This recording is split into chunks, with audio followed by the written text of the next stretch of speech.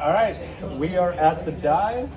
Cheers, y'all. So, cheers. We have our wonderful guest, Marcos, right? And full name Marcos. I'm sorry. Yes. And you are. Why are you here? What are you doing? I'm hanging out with some really cool guys in a really cool bar. So we're the Dive Politics, right? And I'm here with my co-host, Kyle, and I won't try to choke him on this episode, but moderate a little bit more. Okay. Yes, I'm gonna moderate, but so Marcos, what are you running for? And tell me. No, before that, where are we? Oh, You're okay. the describer. Yeah.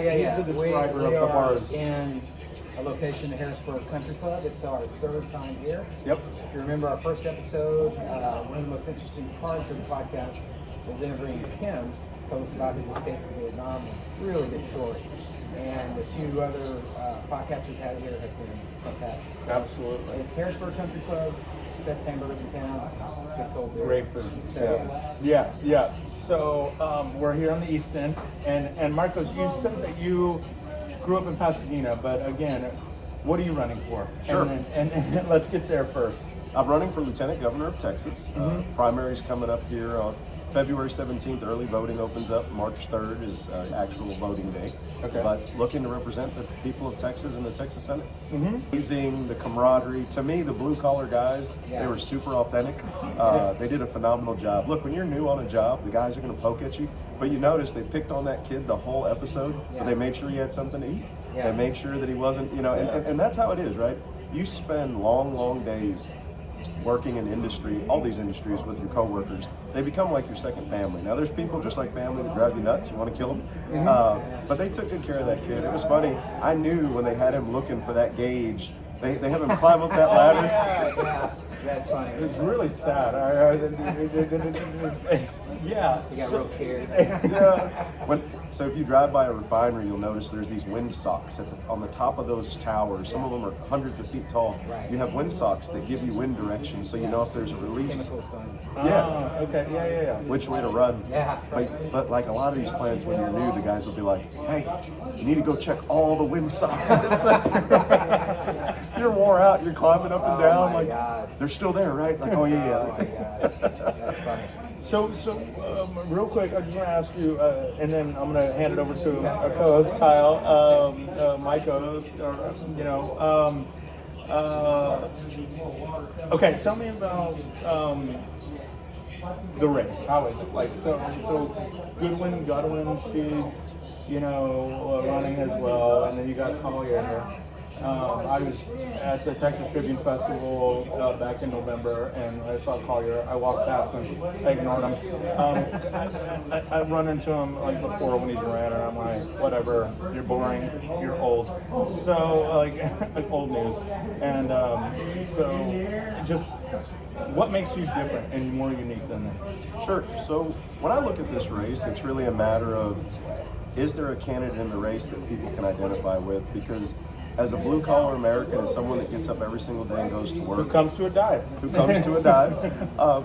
It's rare that we see politicians that we think are actual normal people that can identify with normal people issues. I think just by the fact that you see them traveling around, shaking hands and kissing babies, they're not doing that because they're great people. They're doing that to try to figure out what's going on in the community. I know what's going on in the community. I live here. I work here. And I think what's different about me is when you look at the net worth of almost all of our representatives, they're in such a high tax, or not high tax bracket, they're in such a different tax bracket that our issues don't impact them. I mean, everyone at this table has a higher effective tax rate than our representatives, right? But the other thing is, they like to talk all day about the bills that they've passed, and the people that I represent through organized labor, they're worried about the bills they can't pay. They're worried about the bills that their children can't pay. It's one of those, but it's a reality, right? It's a reality. I don't really care that you passed a bill that like puts a tax on bubblegum, and that bubblegum tax is going to go and fund like 4 new books for blind children. Hey, look, I care about blind children, care about bubblegum. But the reality is, people in the community are worried about the cost of housing. They're worried about the fact that they have adult children that cannot move out. They're worried about the fact that they've worked their whole life and they're in their 60s and their 70s. And when I'm talking about workers, most of the workers that I'm talking about have phenomenal benefits. They have great pay. But when they talk about retirement, they're concerned. They don't want to retire because they don't know what their children's future holds. And so it's like, hey, Eddie, Vietnam veteran, guy that I worked with for a very long time. And when you talk to him, it's like, hey, Eddie, when are you going to retire?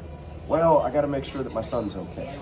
Joe, hey, Joe, when are you going to retire? Look, I don't know if I'm ever going to be able to retire because my daughter and my grandkids, they have all these needs and they have this, and they're not obscene needs. The girls might play softball or the boys might be on a basketball team. They are normal things that back in the past you could pay for with one income and it was more than enough. And now you have people working 2 jobs, or you have parents that both work, and families are still struggling to get by. And so I think what makes me different is I'm not running because I believe that I'm owed this spot. I'm not running because I believe it's the next logical progression in my career. I love what I do working for organized labor. I'm running because things have gotten so bad that I look at my son. He's got a college degree and he can't find a job even half as good as what I was able to get with a high school diploma. I look at my daughters as they come out of school, and the reality is the job market for them is even bleaker. I look at my neighbors who have lived in my neighborhood for 20 plus years and their property taxes are crushing them. I look at the schools and the fact that teaching used to be a profession where you could retire with dignity and a good salary. And now teachers, they're not paid. We're defunding schools. We keep taking schools over. And it's not a money issue because we have the 8th largest economy He's in got the a world. fist bump from me on that. I was as a lifelong teacher. We have the 8th largest economy in the world. It's a priority issue. And so for me, I'm running because I look at the Texas that I'm living in, and it's not the Texas I grew up in. And there's an infinite amount of opportunity if we focus on the right things, but we've gotten so far off track. We've moved away from that hierarchy of needs. Food, shelter, clothing, things that matter to people. And we're talking about the most ridiculous, outlandish stuff because that creates division, and that division creates talking points for politicians to stay in office. That's true. That's a very good point. And now I want to pass it on to my co-host. Okay, so everybody, he says he's not MAGA. Come on. Come on. No, you're Christian nationalist bullshit. No. All right, let's go. All right. Yep, Okay. Okay. Y'all ask. All right, okay, so I find you're more of a traditional Democrat, like from the past. No. What a great segue. Yeah, no, I mean, we were talking about that with Dan Patrick and all that. I kind of want to go into some border issues. Sure. Okay, so Good question. the border issues,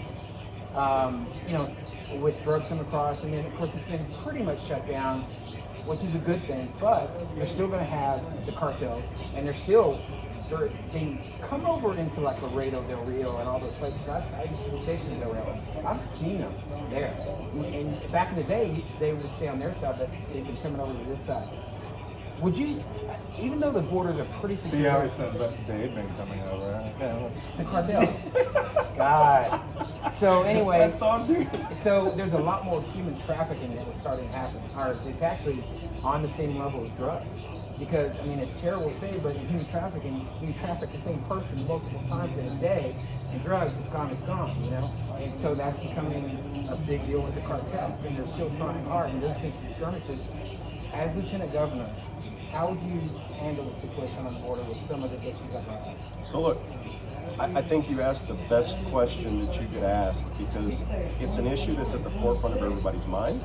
It's something that has to be addressed with humanity, but let's not lose sight of the fact that this is a problem that was created by the government. If you look back in history, back in the 60s, we had a large migrant workforce that came across the Mexican border. They worked in the United States. They went home in the evenings. Or they worked for a couple days. They go home for the weekend. What did we do? We passed legislation. Congress actually did its job. I don't think they did a good job, but for once they did something that made it illegal for this workforce to come across the border. But we didn't have a workforce to fill the void. And so because they understood what it would do to the economy, they just quietly looked the other way. That went on for years and years and years. Now let me ask you something. Can you traffic people if there's no demand for it? You're 100% right. No, you can't. And there is a Or demand, drugs. and it's a Exactly. huge demand in America. I'll tell you. Which is terrible. I've been to job sites where we've seen a man picked up, boom, gone. And it doesn't matter how you feel about the fact that he was picked up. I've gone back to those job sites and seen the same guy less than a week later. And so, without digging too deep into people's business, I just have to make the assumption that we have this revolving door. And it's a revolving door that people use as political cannon fodder. But the reality is, we have a declining birth rate in the United States. We have an aging population. Why do we not set our immigration quota on morbidity and mortality? We sit down and we say we have this many people aging out, we have this many. That's how you do staffing on any job site in America. Look, these are the job sites where we have vacancies. You could come up with a systematic approach where you solve the problem. But you know what happens when you solve problems? You lose talking points. You lose issues that you can divide people on. That's 100% right. You can't traffic a human being if there's no market to traffic. You're 100% right, and you hit on a good point that I believe in. And I'm going to make an analogy to Big Pharma. They don't want to cure anything. No. They don't want. They want you to get AIDS, sick cancer. Enough. They want you to be sick enough so they can keep supplying you for a lifetime. And the sooner they get you on, the better. And I think that's a good analogy for what you just said. And that's a big problem, because when you do solve a problem on that level, it's like you don't have that talking point. Yeah. And everybody's going, oh, it was me, but it's gone. So I want to ask Marcos, and it's kind of like built on that question, crime. Yes, sir. Crime is a big thing, right? Like, well, is it a big thing? Like, I mean, it has risen in history, right? So let's talk about crime. Yeah, let's do it. No. I want to know, as a Democrat running for, lieutenant governor in the Democratic primary, like, what is going on with crime? Tell me. There is not a single facet of society that cannot be resolved with economic solutions. And here's where I'm getting at. I think it was the Marshall Group, and again, I read this in a magazine somewhere. They did a study on recidivism. They asked people, what was it that landed you in jail, or what was it that landed you back in jail? And the answers were astounding. Couldn't find a job, had to feed my kids. You get that title, you're a felon or whatever. We have this system where we blame people that fail to succeed, but we provide welfare for businesses that are on the brink of failure. And so it's like we spend all this money propping up big businesses because they allegedly create jobs, which look, if those huge corporations were to fail and we treated them the same way that we treat people, smaller mom and pop shops would pop up to fill the void. Right. The demand is going to be met. But when you looked at the study that they did, every single answer went back to either if I would have had a little bit of mental health support, if I would have had better health care, if I would have had job opportunities. But I'll tell you, even better, we've proven that you can lower recidivism. So work for an international union. They started a program called Handcuffs to Hard Hats. They took people that were mid-level offenders and they trained them in different facets of craft work. You're going to be a carpenter, you're going to be an electrician. The recidivism rate for those people dropped to almost like nothing. And why? Because do you want to make $100,000 working with your hands, or do you want to be sharing a cell with Bubba? Yeah. It's like, hey, for stealing half the amount. Yeah. It's like, But you make a good point about when you bail out people and if they didn't bail them out. And I just wrote down here, it's not that they're too big to jail, it's that they're too powerful. And they have too much influence and there's too much money. And that goes back to campaigns and all that. And you don't want to piss off your $1 billion donors. Oh, yeah. But then everybody else over here, it's just like when the banks got bailed out in 2008. Yeah. And the automobile companies and all that stuff. Too big to fail. No, they can't. They can't. Your boys in Detroit, Brady. Who cares? That's what I've always said. And that was a good point you brought up, though, about how that works. Tying it into criminals not being able to have a way, a path once they get out. That's really they need a path. oh yeah. And so many times they don't. I can't imagine being a felon trying to get a job. And here's the problem. I genuinely believe if you've committed a felony, the minute that you have served your time, you've paid your debt to society. We have to ask ourselves, why are they building them here in Texas? And the reason they're building them here in Texas is because they can exploit our labor standards and they can exploit our relatively lax regulatory process. Yep. Even bigger than the AI data centers, because that's a big issue when it comes to water and when it comes to rural Texas. But a lot of people aren't aware of the fact that the right to capture is being abused in certain parts of rural Texas. So if you're not aware of this, and I agree with this, If you own the land, you can extract the water from the land with no limit. But that was intended to support farmers and normal everyday Texans. So now you have billionaires that are buying up pieces of land, and they're drilling wells that normal people could never afford to drill. So it's like if you've ever had a well dug, you talk to like a guy that digs wells, and he's like, look, you'll hit good water at 300 feet, phenomenal water at 350. You'll have nasty, like egg tasting water at 100. These guys are drilling wells that go 500-600 feet beyond that, and they're sucking the ground dry. And so now we're having to reevaluate our right to capture so that billionaires don't exploit it. Normal everyday Texans should be able to take whatever they need and use it. I agree. But Corporations. It might not be there. And so my farming needs to be a balance between AI data centers, because AI is just it's coming, no one's stopping it, so you're going to have to mitigate the water and energy side to a great extent. But the reason AI data centers have to be regulated is because, one, we have to protect the environment, we have to protect the water, but we also have to protect jobs. Look, we decimated the manufacturing industry in this country. So where did everybody move? They moved to the service industry. And that's fine. All labor is labor and should be respected as such. But now AI is eliminating service jobs. How are you going to pull yourself up by your bootstraps when you don't have boots? You can't work in manufacturing, you can't work in service. I agree with you to a certain extent, but they were saying that, back in We've been fighting about in the this. Industrial Revolution, everything's going on. It's like, it's going to take away this job, that job.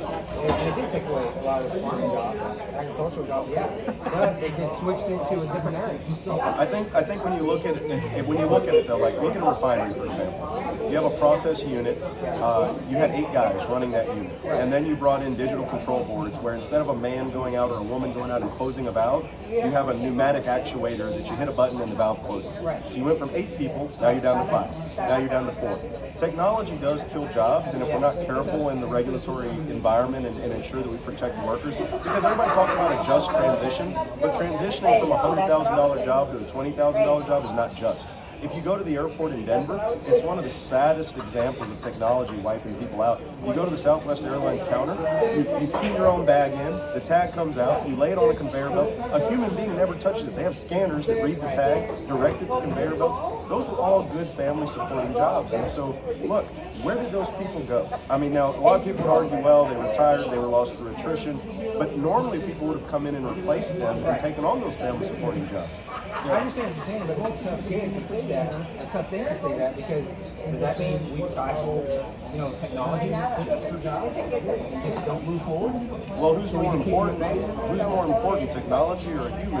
Well, it depends what kind of technology. Medical technology, robots that can operate more precisely, but still need a human. I mean, it's a balancing act. It is a balancing act, but I think you can't compare it apples to apples. So if you're talking about medical research and technology, then hey, let's go all in. AI is a big part of it. But you still have to have regulation that protects workers. We should still have job retraining assistance. And people are arguing, well, that exists not in anything that people can actually support their families. And I know where you're coming from, but I'm more on the side of we're going to have to have a guy go out and vote in November. It's awesome. I guess. Yep. Okay. My last call is.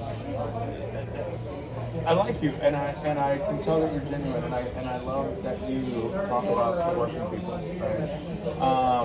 And I just want to say, cheers to you coming on, having the courage to come on to our show, and I was stressed about this all weekend, and I wanted to make it right, and you didn't disappoint, and so my last call to you is just stay true. And last call is meet me back in the hotel. So cheers. And now it's your last call. So you're last. Look, here's my last call. I would challenge anyone, whether they're conservative, liberal, or anywhere in between, to look at my platform, to look at my website, and look what I'm about. I will guarantee you that I have more in common with 99% of the people in Texas than Dan Patrick does, and more in common with 99.9999% of the candidates in Texas than my primary opponents. And so this is not political ambition. This isn't the next stepping stone for me. I've seen where our state is going, and we deserve better. better. And so if people want to know more about the campaign, go to velasfortexas.com. Hey, that'd be great. Check out what we're about, and I'd love to see you guys vote for me in the primary. February 17th is when early voting starts. Be good Democrats, vote early and often. All right. Yes, thank you. Appreciate it. Cheers. Salud. Cheers.